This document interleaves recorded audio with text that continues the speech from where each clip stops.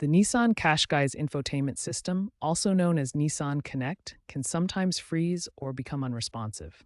Resetting the system is a common solution. There are two main types of resets: a soft reboot and a hard factory reset. A soft reboot clears temporary memory and is used for minor glitches. To perform a soft reboot, press and hold the power button on the touchscreen for 10 to 15 seconds until it restarts. This usually takes 1 to 2 minutes. A hard reset restores the system to its original factory settings, erasing all user data. Use this for persistent issues or after a failed software update. To perform a hard reset, navigate to Settings, System, Factory Reset in the infotainment menu, or simultaneously press and hold the volume and power buttons for 10 seconds.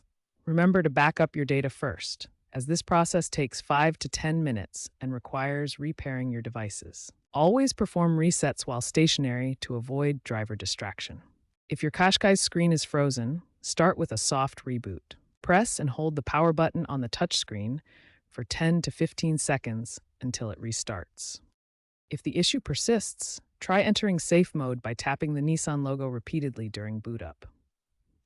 Then uninstall recently added apps. Outdated software, Bluetooth interference, or high CPU usage can cause these freezes. Nissan has released over-the-air OTA updates to address these issues. For example, software version 2.5.1 fixed freezes on models with the 12.3-inch touchscreen.